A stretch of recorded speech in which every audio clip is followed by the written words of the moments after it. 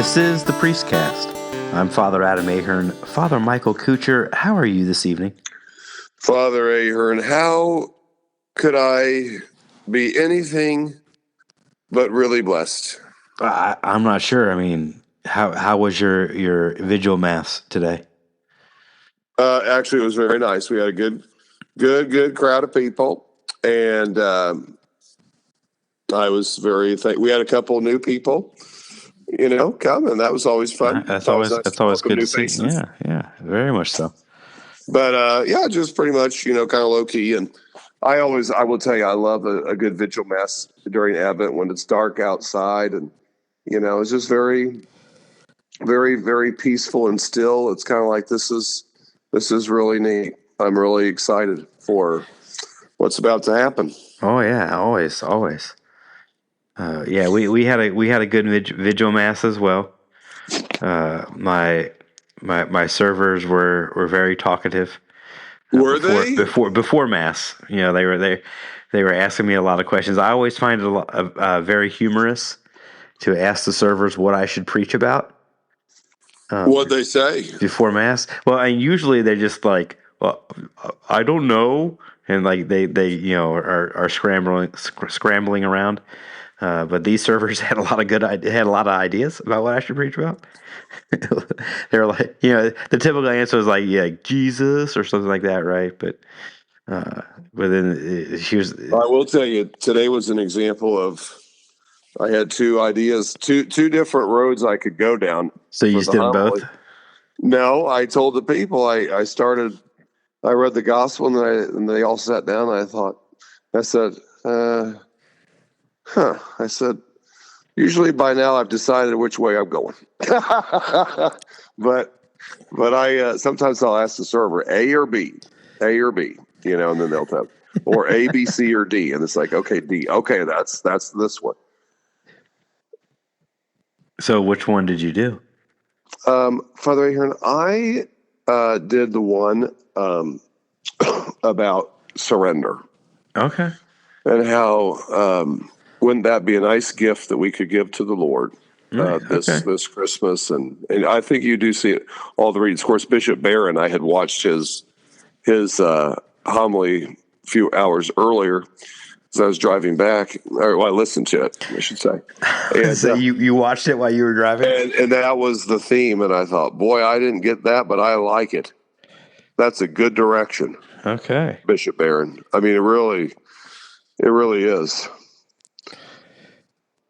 Nice. Very good. Anyway, I mean, you see it in Ahaz, you see it in Paul, you see it in St. Joseph and the Gospels, all this whole thing of they have these intentions, they have these plans, they have this, and our world is saying, my life, my choice, my body, my way, my dream, my this, and it's like, no, actually, the key of the Christian life is to surrender ourselves over to the Lord, and to say, it is no longer I who live; it's He who lives within me.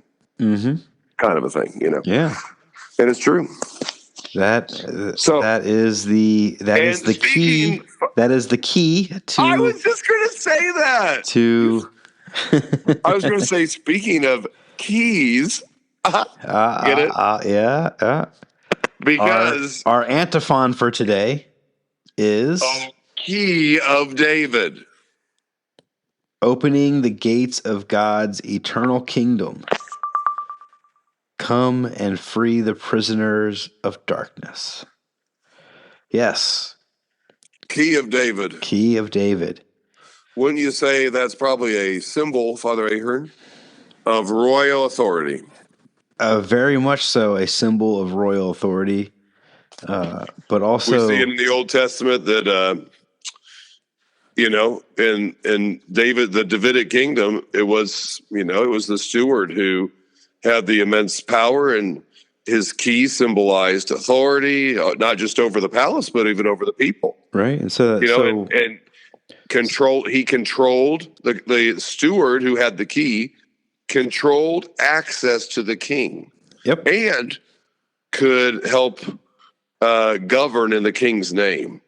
So right. It's an office, an authority, all these things, of course, fulfilled in Christ. Now, the steward doesn't make policy decisions, right? He doesn't No. say this is what we do, this is what we don't do. But is what he does is, he helps, he guides, he implements, and he helps brings people to the king, for to be able to make those decisions. Yeah, So the king can make those exactly. decisions. He gives them access to the king. Exactly. And Father Ahern, I was thinking of one of my favorite sermons of John Vianney, which is his sermon on the priesthood. And I bet it's the line where he says, "What use would a house of gold be, a house filled with gold, not made out of gold, but filled with gold, if nobody had a key to get inside?" I mean, Father, you're absolutely correct. That is a great that is a great quote. People might remember that quote from like 240 episodes ago. I'm sure they do. When we did that sermon at the beginning of this podcast. I love that. Yeah, I remember doing that.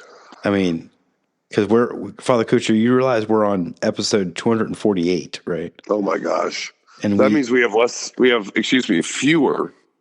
No, wait, 248? 248, yeah. Okay, we have more than 100 to go. Yeah, we have more than 100 to go. But no, a key of David, the idea that Christ is. But what's interesting though is because Christ is the King also, right? But he's also the access to the Father. He's the access to the Father. Yeah, right? He is the access to God the Father. He is the sole mediator between us and God.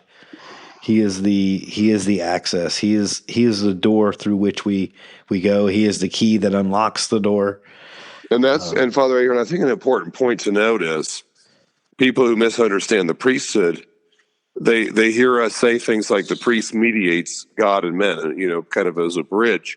But we only do it insofar as we are configured to Christ. Right. It is. So he is, as you are saying, the mediator. Right. He called himself the gate and the lock, right? Yeah. He said, I am the sole way to get in and out of the pen. I'm how you get in and I'm how you get out. Yeah. And that means that this antiphon, of course, is fulfilled in Christ, as all of them are. Right. And O key of David, fulfilled in Christ, you who open the gates of God's eternal kingdom. And Father Ahern, if you look at the longer antiphon that is in our breviary, which I just pulled up here, let me read you the longer one here. Okay. O key of David, O royal power of Israel, controlling at your will the gate of heaven. Come break down the prison walls of death for those who dwell in darkness and the shadow of death, and lead your captive people into freedom. See, that cool. Gets us a little deeper insight. It does. Part of this is not just that I'm going to open heaven for you, but I'm also going to open up the gate, the prison gate for you. I'm going to get you out of there. I'm going to rescue you. Yes. Because what's the, opening the gates of God's eternal kingdom?